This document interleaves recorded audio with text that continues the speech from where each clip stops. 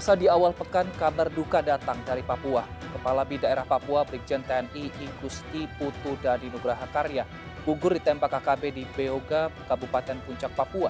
Hal ini menambah panjang deretan korban aksi kebrutalan KKB di Papua. Dalam 1 bulan terakhir, setidaknya 4 warga sipil tewas dibunuh KKB. Bersama saya Wilson Purba, kita akan berbincang lebih jauh terkait meredam bara di tanah Papua. Sebelum kami hadirkan perbincangannya ke hadapan Anda, terlebih dahulu kami akan sampaikan rangkaian informasi seputar peristiwa yang terjadi sepanjang hari ini. Tim Densus 88 menangkap mantan Sekretaris Umum FPI Munarman dari kediamannya di Pamulang, Tangerang Selatan, Banten.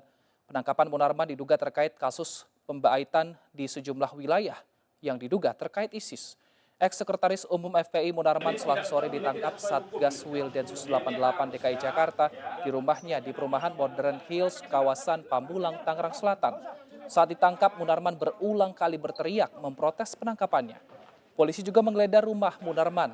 Munarman diduga menggerakkan orang lain untuk melakukan tindak pidana terorisme.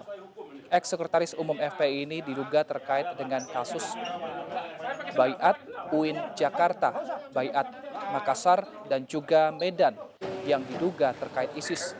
Namun polisi belum merinci ada peran Munarman dalam pembaitan di sejumlah kota tersebut. Selasa malam Munarman dijebloskan ke rutan narkoba Polda Metro Jaya. Dengan mata tertutup, Munarman dikawal ketat tim Densus 88 Mabes Polri hingga masuk ke ruang tahanan.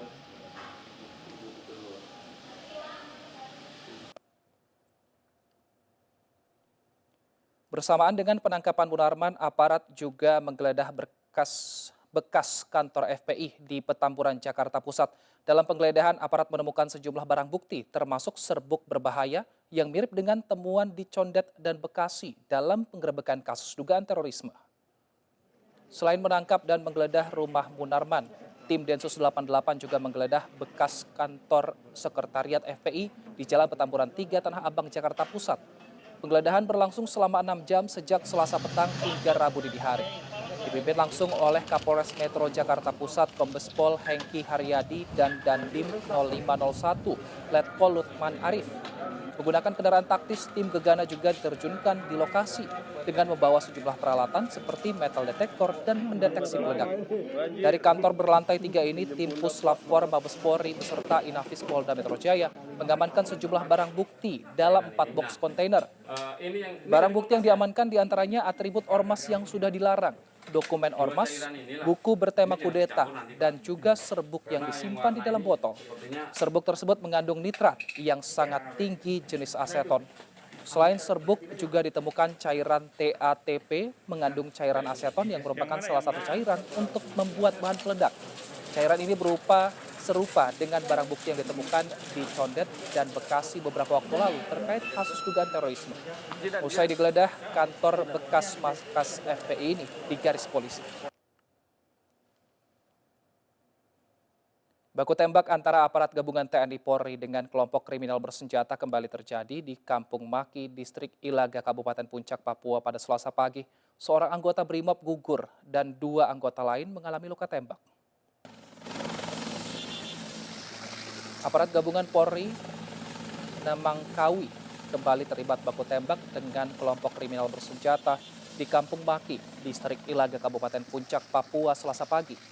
Lokasi ini dekat dengan markas KKB di Lumawi. Baku tembak antara pasukan gabungan TNI Polri dengan KKB pimpinan Lekagak Telenggen ini mengakibatkan seorang anggota BRIMOB,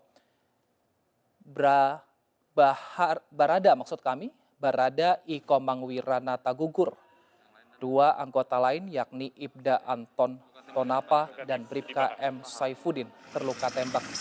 Ketiga korban dievakuasi ke Timika, Papua menggunakan helikopter milik Polri.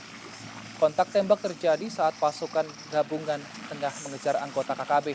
Seluruh korban saat ini berada di RSUD Mimika. Hingga Selasa siang, kontak tembak masih terjadi. Aparat masih bersiaga di Kabupaten Puncak.